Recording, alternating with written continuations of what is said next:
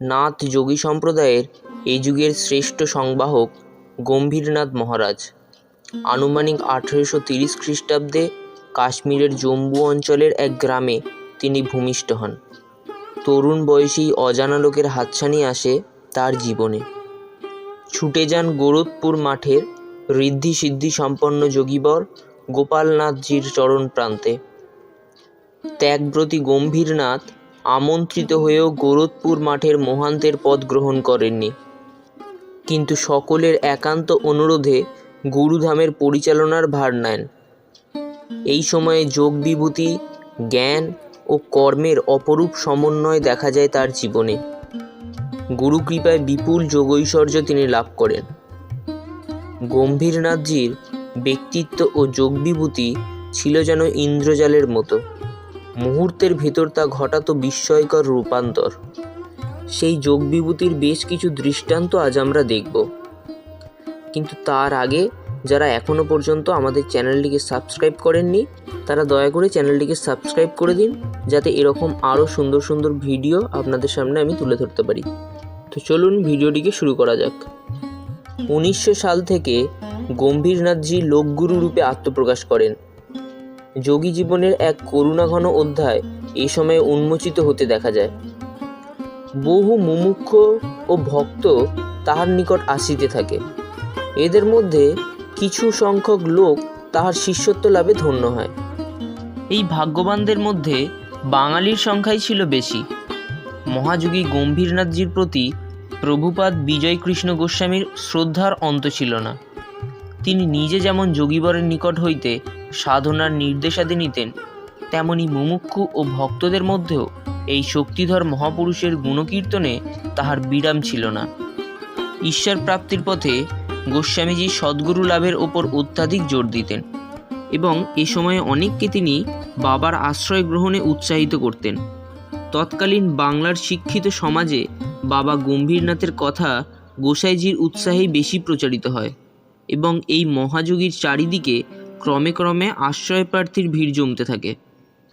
লোকমুখে গম্ভীরনাথজির লোকোত্তর জীবনের মহিমা শুনে বহু ভক্ত দর্শনার্থী জুটতে থাকে। আবার অলৌকিকভাবে নির্দেশ পেয়েও কম সংখ্যক লোক তাহার নিকট আত্মসমর্পণ করেনি। কুমিল্লার এক ডাক্তার বড় ভগবত ভক্ত ছিলেন। একদিন তিনি স্বপ্নে দেখেন একটি অপরিচিত স্থানে তিনি উপনীত হইয়াছেন। সেখানে এক সৌম্য দিব্য দর্শন যোগী তাকে দীক্ষা প্রদান করলেন। এ অদ্ভুত স্বপ্নের নিহিতার্থ কি ডাক্তার তাহা বুঝতে পারেন নাই, কিন্তু এ সম্পর্কে তাহার ব্যাকুলতা ক্রমেই বৃদ্ধি পেতে থাকে। তাহার এক বন্ধু গোস্বামী বিজয়কৃষ্ণের শিষ্য। হঠাৎ একদিন ইহার সঙ্গে ডাক্তারের দেখা হয়। প্রসঙ্গক্রমে তাহার অন্তরের আলোড়নের কথাও প্রকাশ হয়ে পড়ে। বন্ধুটি সব কথা শুনে সবিস্ময়ে বললেন, তোমার স্বপ্নে দেখা এ মহাত্মা বোধহয় গোরখপুরের গম্ভীরনাথজি। তুমি অবিলম্বে তারই কাছে শরণ নাও। কয়েকদিনের মধ্যেই ডাক্তার আকস্মিকভাবে তাহার যাতায়াত ব্যয়ের উপযুক্ত অর্থ পেয়ে গেলেন। ইহার পর গোরখপুরের মাঠে পৌঁছে তাহার বিস্ময়ের সীমা থাকল না। বুঝলেন স্বপ্নে এই স্থানটির দৃশ্যই তিনি দেখেছিলেন, আর বাবা গম্ভীরনাথই তাহার স্বপ্নদৃষ্ট গুরুদেব। দীক্ষাদানের পর গম্ভীরনাথজিকে তিনি তার স্বপ্ন সম্বন্ধে প্রশ্ন করেন। উত্তরে বাবা বলেছিলেন, বেটা, তোমার সংস্কার ছিল, আর তোমার সঙ্গে আমার পূর্বজন্মের সম্বন্ধও ছিল। নোয়াখালীর সুদূর অঞ্চলের এক বালকও এইরূপ স্বপ্নযোগে একবার গম্ভীরনাথজির দিব্য মূর্তি দর্শন করেন। এ মহাত্মা কে বালকের তাহা জানা নাই, অথচ ইহার চরণ প্রান্তে পৌঁছিবার জন্য সে উৎকণ্ঠিত হইয়া ওঠে। একদিন ফেনীতে আসিয়া কোনো পরিচিত ব্যক্তির গৃহে সে গম্ভীরনাথজির আলোকচিত্র দর্শন করে। ইহাই যে তাহার স্বপ্নদৃষ্ট মহাপুরুষের প্রতিকৃতি তাহাতে আর সন্দেহ থাকে না। বালক ভক্তটির ব্যাকুলতা ক্রমেই বাড়তে থাকে এবং পাথেয় সংগ্রহ করিয়া শীঘ্রই সুদূর গোরখপুরে উপনীত হয়। রাত্রি তখন 3টা। এই সময়ে মঠে উপস্থিত হইয়া সে দেখে বাবা গম্ভীরনাথ বারান্দায় একটি লণ্ঠন জ্বালিয়া রাখিয়া খাটিয়ার ওপর বসে আছেন। দূর দেশাগত বালক ভক্তটির জন্য তিনি যেন প্রতীক্ষমান। প্রণাম করা মাত্রই যোগীবর স্নেহ ভরে কুশল বার্তা জিজ্ঞাসা করলেন। জানালেন তাহার বিশ্রামের জন্য শয্যার ব্যবস্থা আগে থেকেই ঠিক করা রয়েছে। ময়মনসিংহের একটি ভক্ত বালকের অভিজ্ঞতাও কম বিচিত্র নয়। অল্প বয়সেই সে এক যোগ সাধকের নির্দেশে ধ্যানাভ্যাস শুরু করে। একদিন আসনে উপবিষ্ট থাকাকালে গম্ভীরনাথজির দিব্য মূর্তিটি তাহার মানসপটে ফুটে ওঠে। বিস্ময়ে আনন্দে বালক অধীর হয়। এইরূপ কোনো মহাপুরুষের চিত্র ইতিপূর্বে তো সে কখনো দেখে নাই, তাহার কথা কখনো শুনেও নাই। কিছুদিন পরে বাবা গম্ভীরনাথের এক শিষ্যের সহিত বালকটির যোগাযোগ স্থাপিত হয় এবং স্বল্পকালের মধ্যে সে যোগীবরের আশ্রয় লাভ করে। অলৌকিক উপায়ে যে ভক্তদের সহিত গম্ভীরনাথজি যোগাযোগ স্থাপিত করেন তাহাদের সংখ্যা কিন্তু নিতান্ত কম নয়। এই সম্পর্কিত কার্যকরণের ধরন দেখে মনে হয় ঈশ্বর নির্দিষ্ট বিশেষ কোনো বিধান অনুযায়ী যোগীবর তাহার সম্ভাব্য শিষ্যদের অন্তঃসত্ত্বায় নিজেকে প্রতিফলিত করিতেন। এক অমোঘ আকর্ষণের ফলে তারা একের পর এক ছুটে আসত। যোগীবরের শিষ্য অধ্যাপক শ্রী অক্ষয় কুমার বন্দ্যোপাধ্যায় লিখেছেন, স্বভাবতই মনে হয় যে বাবাজি তার শিষ্যমণ্ডলীকে আবাহন ও আকর্ষণ করে আপনার কৃপায় তাদের কোলে টেনে নিচ্ছেন এবং তাদের জীবন সার্থক করে দিচ্ছেন। অথচ সাক্ষাৎ দর্শনকালে কখনো তিনি ইহার কোনো পরিচয় দেননি। অলৌকিক দর্শন সম্বন্ধে কেউ সাহস করে কোনো প্রশ্ন জিজ্ঞাসা করলে তিনি প্রায়শই বলতেন, স্বপ্ন তো স্বপ্নই, তার প্রতি এত মনোযোগ দেবার আবশ্যকতা নেই। দু একজন ভক্ত নিতান্ত আকুল হয়ে কখনো জিজ্ঞাসা করিতে থাকলে তাদের যেন সান্ত্বনা প্রদানের সুরেই তিনি বলতেন, তোমাদের সহিত সম্বন্ধ ছিল অথবা তোমার সংস্কার ছিল। যোগীবর গম্ভীরনাথজির অলৌকিক শক্তি দূর দূরান্তের কত মুমুক্ষুকে টেনে এনেছে। তার করুণা স্পর্শমণি কত মানুষকে রূপান্তরিত করেছে। এইসব জীবন্ত মানুষদের সঙ্গে অশরীরী আত্মাও কখনো কখনো মহাপুরুষের কৃপা থেকে বঞ্চিত হয়নি। একবার একটি ভক্ত গম্ভীরনাথজির নিকট সস্ত্রীক দীক্ষা গ্রহণের সিদ্ধান্ত করেন। এ বিষয়ে তাহার স্ত্রীরও ব্যাকুলতা কম ছিল না, কিন্তু মহিলাটি দুর্ভাগ্যক্রমে ইহা ঘটে ওঠেনি। অল্প দিনের মধ্যেই আকস্মিকভাবে তাহার লোকান্তর ঘটে। কিছুদিন পর ভক্ত স্বামীটির দীক্ষা গ্রহণের ব্যবস্থা ঠিক হলো। গম্ভীরনাথজিকে তিনি করজোড়ে বললেন, বাবা, আমার স্ত্রীর বড় অভিলাষ ছিল আমার সঙ্গে একত্রে দীক্ষা নেবেন। আজকের শুভ অনুষ্ঠানে তার অপূর্ণ বাসনা চরিতার্থ হোক, তার ওপর গুরুকৃপা বর্ষিত হোক, এ আমার একান্ত মিনতি। গম্ভীরনাথজির কাছে বারবার সকাতরে তিনি এ প্রার্থনাটি নিবেদন করতে লাগলেন। অক্ষয়বাবু এ ঘটনার এক মনোজ্ঞ বিবরণ দিয়েছেন। যোগীরাজ প্রথমে ধীরভাবে উত্তর দেন, প্রেতাত্মাকে দীক্ষা দেওয়া কীরূপে সম্ভব? যোগীরাজের পক্ষে যে ইহা অসম্ভব নয় সে বিশ্বাস দীক্ষার্থীর ছিল। স্বামীটির ঐকান্তিক ব্যাকুলতায় যোগীরাজ দুখানা আসন স্থাপন করতে নির্দেশ দিলেন। দীক্ষার্থী স্বামী গুরুদেবের সম্মুখে একখানা আসনে উপবেশন করলেন। তিনি তাহাকে চক্ষু মুদ্রিত করে বসিতে আদেশ করলেন। দীক্ষালাভের সঙ্গে সঙ্গে শিষ্যের অনুভব হলো যে তার পত্নীও দীক্ষালাভ করে কৃতার্থ হলেন। গুরুদেবের অসাধারণ করুণায় তার হৃদয় আনন্দে পরিপ্লুত হলো। অনুভূতির ওপর বিশ্বাস সুদৃঢ় করার জন্য তিনি বিনীতভাবে প্রশ্ন করলেন, তাহার স্ত্রীর দীক্ষালাভ হয়েছে কিনা? গুরুদেব মৃদুস্বরে উত্তর দিলেন, হ্যাঁ। অহেতুক কৃপাসিন্ধু গুরুদেব কৃপা করে প্রেতাত্মাকেও আকর্ষণপূর্বক আপনার চরণ প্রান্তে এনে দীক্ষাদান করলেন। এটা ভাবিতে ভাবিতে তাহার হৃদয় বিস্ময়ে, ভক্তিতে, কৃতজ্ঞতায় বিহ্বল হয়ে পড়ল। শিষ্যদের কাছে বাবা গম্ভীরনাথের প্রধান উপদেশ ছিল, বিশ্বাস রাখ না, বিচার কর না। গুরু এবং শিষ্যদের প্রতি বিশ্বাস ও আত্মসমর্পণ ছিল তাহার প্রথম বাক্যের নিহিতার্থ।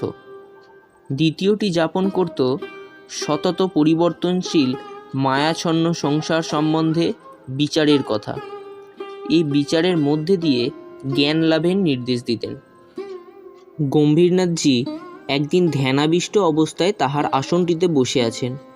চতুর্দিকে ভক্ত ও শিষ্যদের ভিড়। ধ্যান স্তিমিত নেত্রটি উন্মীলন করে বাবা আকস্মাৎ কক্ষের এক কোণে অঙ্গুলি নির্দেশ করলেন। দেখা গেল সেখানে একটি ঘৃতের টিন রয়েছে। উহা তখনই রৌদ্রে দেবার জন্য ইঙ্গিত করিয়া আবার তিনি পূর্ববৎ ধ্যানমগ্ন হইলেন।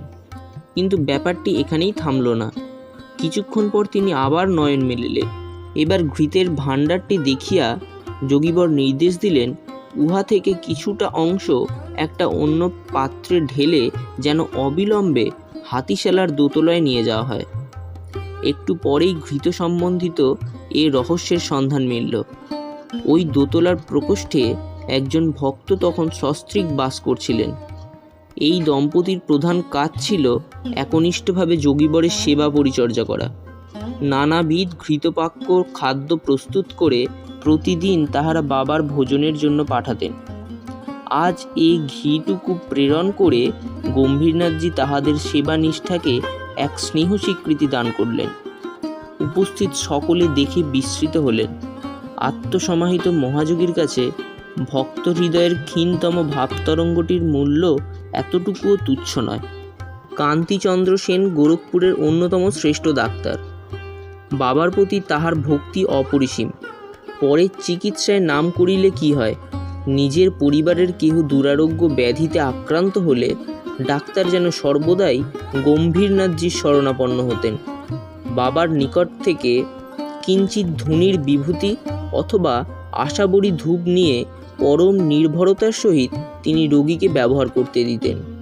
অগৌণে সে আরোগ্যও লাভ করিত। ডাক্তার সেনের পুত্র একবার মরণাপন্ন কাতর হয়। বাঁচিবার যখন কোনো আশাই নেই, তখন তিনি বাবা গম্ভীরনাথের শরণ গ্রহণ করেন। বাবার প্রদত্ত আশাবরী ধূপের ধোঁয়া নাসিকায় কয়েকবার দেবার পর বালকের রোগের উপশম ঘটে। শীঘ্রই সে সারিয়া ওঠে। ভক্ত ও শিষ্যগণ যত দূরেই অবস্থান করুক না কেন, যোগীবরের কল্যাণ হস্তখানি সতত তাহাদের জন্য প্রসারিত থাকত। বাবা একদিন গোরখপুর মঠে স্বীয় প্রকোষ্ঠের মধ্যে বসে আছেন। সম্মুখে কয়েকজন অন্তরঙ্গ ভক্ত। আকস্মাৎ ব্যাকুলভাবে তিনি জিজ্ঞাসা করলেন, শিষ্য উমেশবাবুর সংবাদ কেহ পাইছে কিনা, তিনি কেমন আছেন? উমেশবাবু তখন সপরিবারে হরিদ্বারে।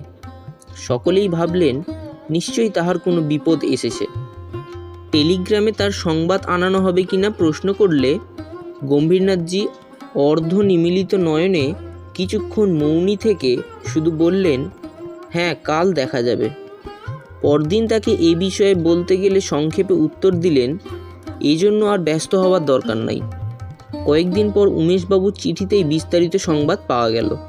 বাবা গম্ভীরনাথ যে সময় তাহার খোঁজখবর নেবার জন্য ব্যস্ত হন, ঠিক সেই সময় উমেশবাবু ট্রেনে ভ্রমণ করছিলেন। চলন্ত গাড়ির হাতল ধরে ঝুলতে ঝুলতে হঠাৎ তার জীবন্যাসের উপক্রম হয়। তাহার স্ত্রী পুত্রগণ গাড়ির ভেতর থেকে চিৎকার করতে থাকেন। এই আর্তনাদ দূরে অবস্থিত বাবা গম্ভীরনাথের কর্ণে প্রবেশ করে। বলা বাহুল্য, করুণার্ত যোগীবর তখনই উমেশবাবুর প্রাণরক্ষায় অবহিত না হয়ে পারেন নাই। আর একদিনের কথা, গম্ভীরনাথজি অর্ধবাহ্য অবস্থায় আপন আসনে বসে আছেন। হঠাৎ কি এক অজ্ঞাত কারণে তাহার ধ্যানাবেশ ভেঙে গেল। নয়ন মেলিয়া ব্যস্তভাবে তিনি ভক্ত ও শিষ্যদের কহিতে লাগলেন, মাস্টারবাবু কি আজ মঠে ফিরে এসেছেন? এই মাস্টারবাবু তাহার অন্যতম শিষ্য, নাম প্রসন্নকুমার ঘোষ। শিক্ষা বিভাগ হইতে অবসর গ্রহণ করিয়া গুরুর সেবার জন্য সে সময়ে তিনি গোরখপুর মঠে বাস করছিলেন। ওই দিন রাত্রে প্রসন্নবাবু গাড়ি করে মঠে ফিরছিলেন। পথের মধ্যে হঠাৎ ঘোড়াটি উত্তেজিত হয়ে পড়ে এবং গাড়িটি ভেঙে ফেলে। এভাবে তাহার জীবন সংশয় হলেও প্রসন্নবাবু বিস্ময়করভাবে সামান্য আঘাতের মধ্যে দিয়ে সেই দিন নিষ্কৃতি পেয়ে যান।